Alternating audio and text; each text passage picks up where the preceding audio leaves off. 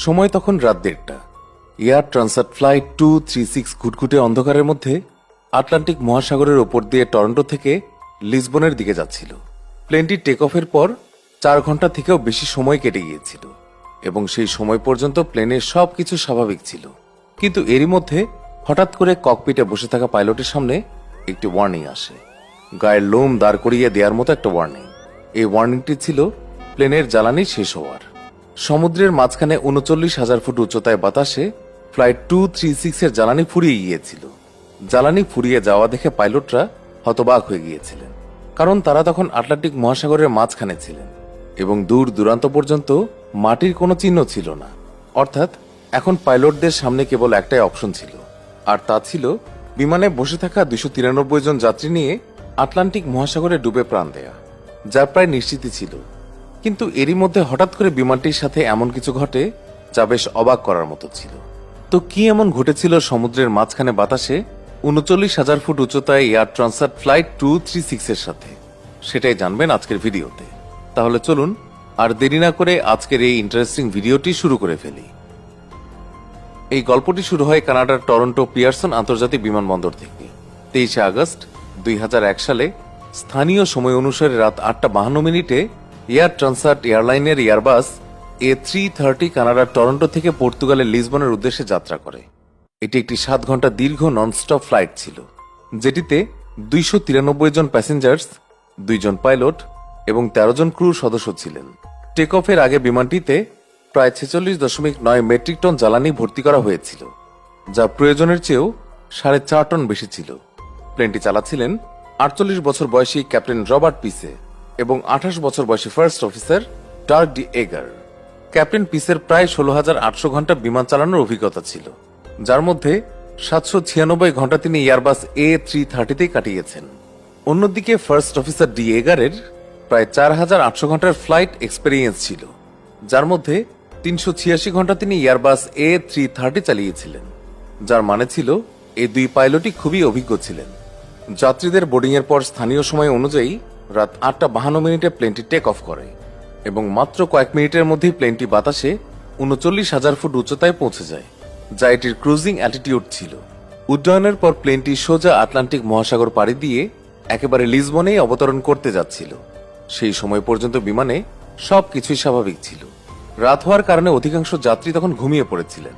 Crew সদস্য এবং পাইলটদেরও তেমন কোনো বিশেষ কাজ ছিল না। দেখতে দেখতে এভাবেই 4 ঘন্টা কেটে যায়। প্লেনটি এখন আটলান্টিক মহাসাগরের প্রায় মাঝামাঝি ছিল।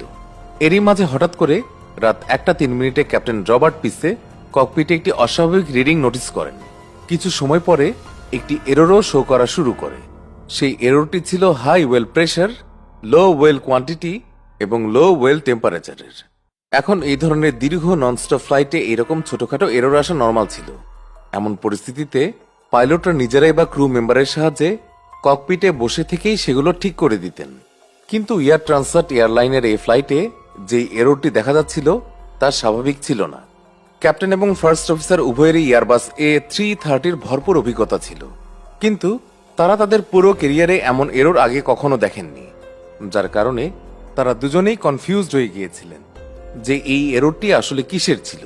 কোন রকম উপায় না দেখে তারা ফ্লাইট ম্যানুয়াল খুলে এই এররটি সম্পর্কে জানার চেষ্টা করেন, কিন্তু ফ্লাইট ম্যানুয়ালেও এই বিষয়ে কোনো তথ্য ছিল না।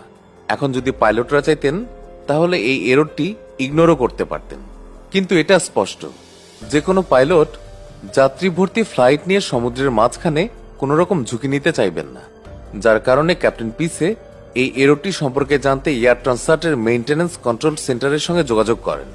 কিন্তু আশ্চর্যের বিষয় ছিল প্লেনের মেইনটেনেন্স টিমও এই এররটি সম্পর্কে কিছুই জানত না। তবে মেইনটেনেন্স টিম পাইলটদের পরামর্শ অবশ্যই দিয়েছিল যে তারা যেন লাগাতার ওই এররটির উপর নজর রাখেন আর যত দ্রুত সম্ভব তারা ওই এররটি সম্পর্কে জানার চেষ্টা করবেন। এরপর অনেক সময় পেরিয়ে যায় এবং পাইলটরাও এখন এটা বিশ্বাস করে রিল্যাক্স হয়ে যান যে এই এররটি হয়তো কোনো ফল্টি সেন্সরের কারণে এসেছে, যা খুবই স্বাভাবিক ছিল। কিন্তু এই ঘটনার ঠিক আধ ঘন্টা পর রাত 1:36 পাইলটদের সামনে আরেকটি ওয়ার্নিং আসে, আর এই ওয়ার্নিংটি ছিল ফুয়েল ইমব্যালেন্সের। আসলে প্রতিটি বিমানে উভয় উইংসে জ্বালানি সমানভাবে ভাগ করা থাকে, তবে কখনো কখনো একটা উইং এ জ্বালানি কিছুটা উপর নিচ হয়ে যায়। তাই তখন ককপিটে ইমব্যালেন্সের ওয়ার্নিং আসা শুরু হয়ে যায়। তবে এই সমস্যাটি দেখে পাইলটরা খুব একটা চিন্তিত হন না, কেননা এই সমস্যাটি পাইলটরা ককপিটে বসে থেকেই ঠিক করতে পারতেন। আর পাইলটরা ঠিক তাই করেছিলেন। প্লেনের রাইট উইংয়ে ফিউয়েল কম ছিল, তাই তারা লেফট উইং থেকে রাইট উইংয়ে ফিউয়েল ট্রান্সফার করে এবং কোনোভাবে তারা এই সমস্যাটিকে দূর করে। কিন্তু তারা জানতেন না যে ফিউয়েল ট্রান্সফার করতে গিয়ে তারা এমন কিছু করে ফেলেছে যা তাদের জন্য একটা বড় বিপদ ডেকে আনতে চলেছিল।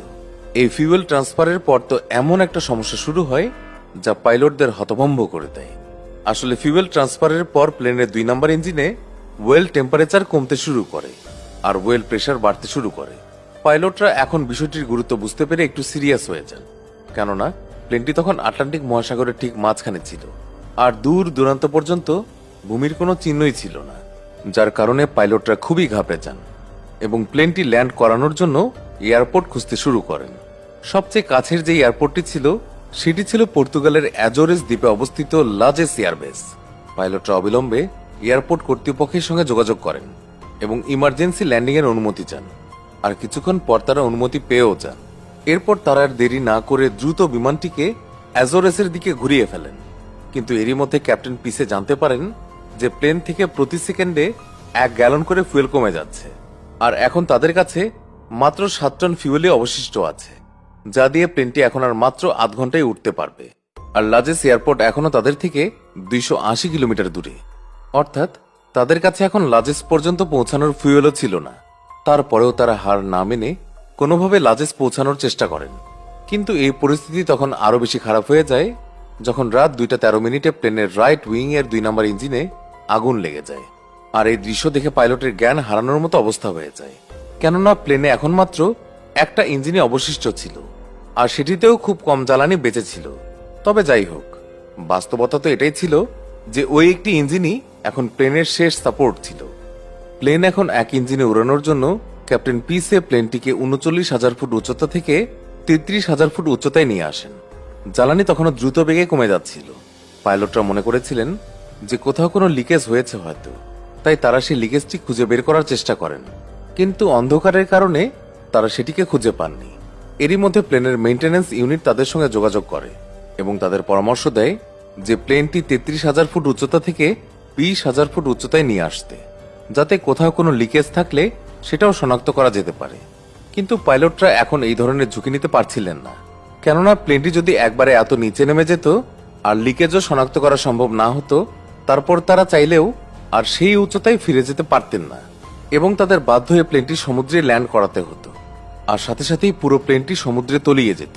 তাই পাইলটরা মেইনটেনেন্স ইউনিটের কথা মানতে পারেননি এবং কোনো প্রকার ঝুঁকি না নিয়ে তারা 33,000 ফুট উচ্চতায় থেকে যান, কেননা পাইলটদের বিশ্বাস ছিল যে তারা এক ইঞ্জিনের জোরেই লাজেস এয়ার বেস পর্যন্ত পৌঁছাতে পারবে।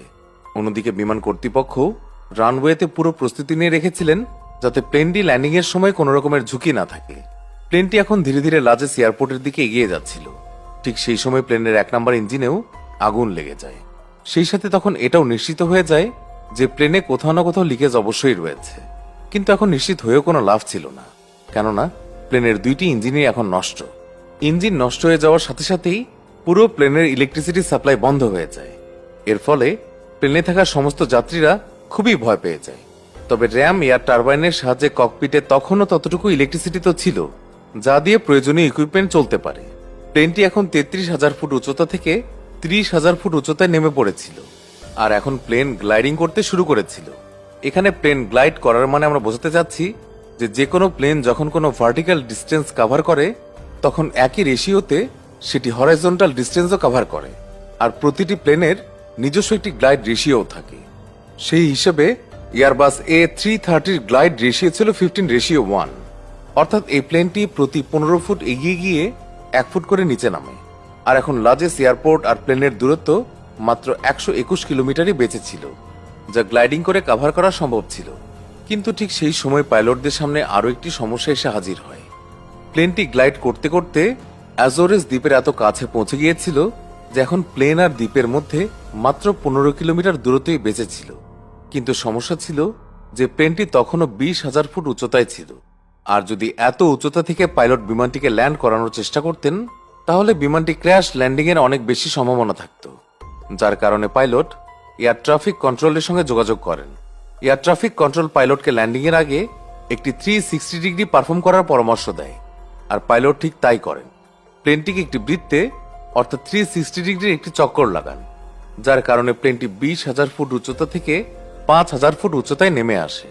কিন্তু এই উচ্চতাও ল্যান্ডিং এর জন্য নিরাপদ ছিল না, তাই পাইলটরা প্লেনটিকে বেশ কয়েকটি এস টার্ন পারফর্ম করান, যার ফলে প্লেনটি 2,000 ফুট উচ্চতায় নেমে আসে। আর এটি প্লেনটি ল্যান্ডিং এর জন্য একদম পারফেক্ট অ্যালটিটিউড ছিল।